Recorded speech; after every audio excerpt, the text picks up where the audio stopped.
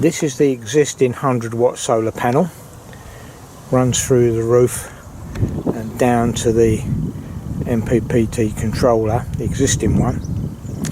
What I'm going to try and do is add these other two panels, one right over at the front and another one next to this panel. I may well have to jiggle it about a bit and move the existing panel to get them to fit. This is the cupboard where the original solar charger is fitted. I'm going to bring my new cables down through the same hole that goes through to the roof. The wire from the controller comes down behind the panels and drops into the leisure battery where they control all the 12-volt system. Also under here I've got the little consumer unit for the mains hookup. So what I'm going to do, I'm going to use this platform to mount all my controls.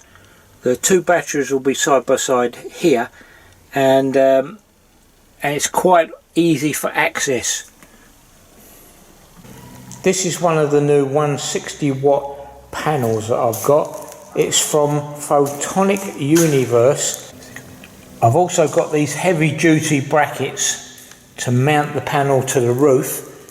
They fix at the corners and halfway along the length, and I'll glue them down with some Sikaflex, and they should be pretty solid. Now these are the screws that I'm going to use. They're 5x25 non-corrosive panhead screws. I'm going to get a pilot hole first.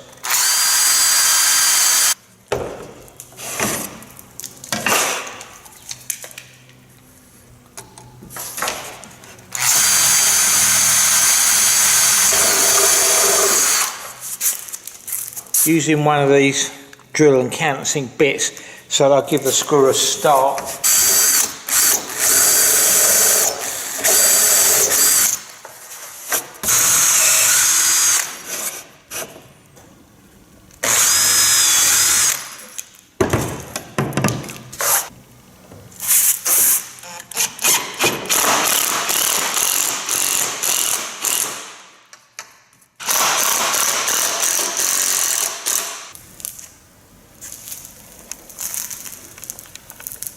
So that's the two panels all fitted and ready to be installed on the roof. Now I'm up on the roof again, and I'm going to disconnect the existing 100-watt panel because it's much smaller than the new 160s, and I don't think I've got enough room to fit it beside it.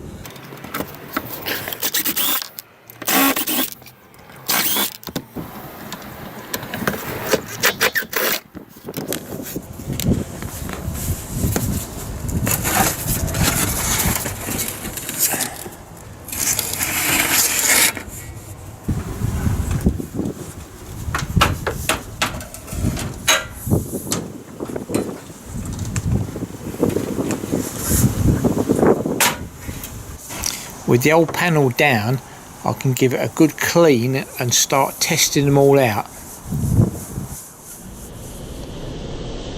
It's very overcast at the moment, but I still want to test out the panels and see what sort of performance they'll give. My original 100 amp and my two 160s are all together. I've linked them up in parallel. I've got these 3-into-1 joiners, and it's giving me 3.2 amps on an absolutely overcast day, which I think is... The weather's completely changed, the clouds have gone and we've got blue skies, and they're all in full sunlight, and it's pushing out nearly 17 amps or over.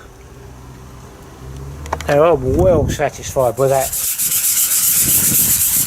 So it's time to see if the panels will actually fit where I want them to.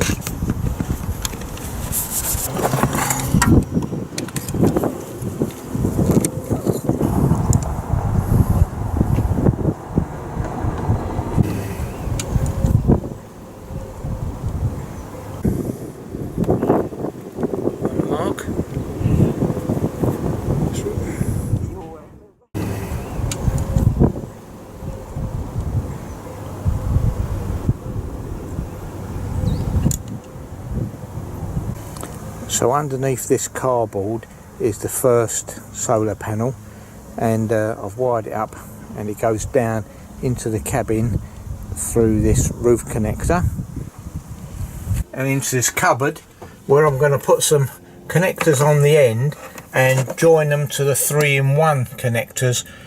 This is 10 gauge wire from each solar panel, and what I've done, I've increased it to 8 gauge wire, which is a bit thicker and can take more load, just to be safe. And that has run, comes all the way down in the side, goes under this panel and into the MPPT controller, where it's wired up on there. And before the live from solar goes to the MPPT controller, I fitted an isolation switch, and then it goes back to the MPP, off to the battery. Now my first set of cables are through into the cab. I'll add the 2 other panels and run the new leads down into that cupboard and feed my wires through. Just taking this nice and easy, because there's some cables that run to the lighting down here somewhere. And the last thing I want to do is go through them.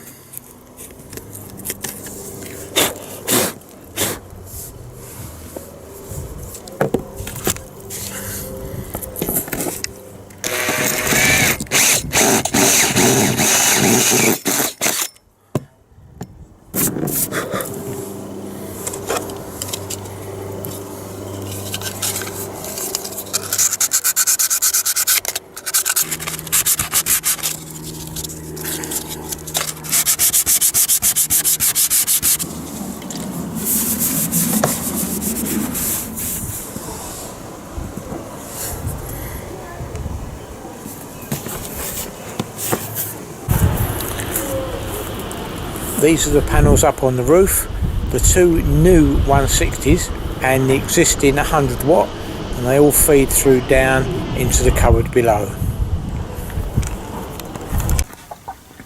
So this then is the final result of fitting the panels on the roof. The 3 sets of solar leads, the positives and the negatives, run down into this cupboard, where they hook up on a 3-to-1 connector. Now I've also added a blocking diode to each positive. This will stop any feedback of current going into another panel, and everything is one directional. This is the final result. Everything is hidden away behind the cupboard and underneath the seating. And if we have a look in here, what I've done, the solar comes in up the top here and runs down, but I've added some controls up here. This is the inverter remote, where you can switch the inverter on and off, and here I've got a USB charging point, which has got an on-off switch as well. So they're the controls. If I remove the cushions,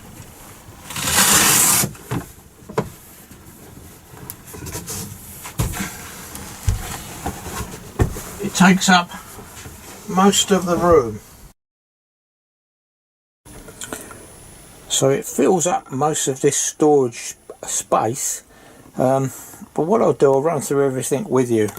From the cupboard above, it comes down, and the cables feed underneath this board. The positive from the solar panels comes into this switch, an isolator switch, so I can shut off the panels if necessary, and then it goes into the solar controller. From the controller it goes down and pops out here, where it goes through a 50 amp fuse, and this is a trip fuse, and I'm using that as an isolator for the battery. So both sides of the solar charger are isolated if I need to do it. That runs into here, which is a Henley block, where the feed comes out along, down and under, and through to the positive side of the battery. It also runs out through into a little fuse box that controls some of the additional 12-volt circuits that I've added on. Now on the positive side of the battery, we've got the incoming solar power, the link cable to the other battery, and a cable here that runs up through a 150 amp fuse across to the power inverter for my AC side. I've linked two 110 amp AGM batteries together in parallel, and they're held down by these blocks to stop them moving sideways, and I've also added some ratchet straps to pull them right down, so there's no chance of them moving. The inverter is a 1500 watt pure sine wave inverter, and the AC side runs through here to a switch which will give me a off position, inverter only, or a hookup only position, so nothing can feed back to the inverter. It then runs down into the little fuse box that's got fuses and a trip in it, and that controls all the 230 AC side of the van. I'm just going to turn the inverter on and then see what sort of loads I've got when I run various appliances.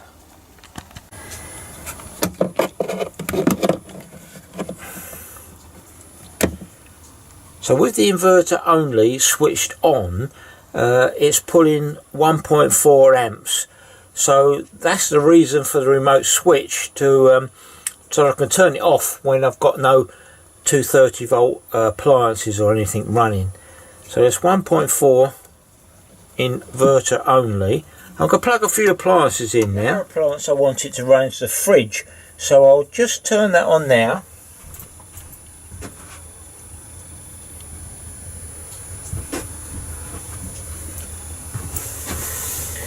And that's taking 2.7 amps, so nearly 3 amps on the fridge. And now I'll turn the microwave on.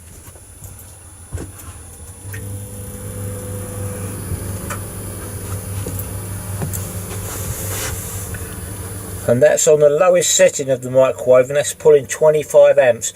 But of course, you only run that for a matter of, a few minutes at a time.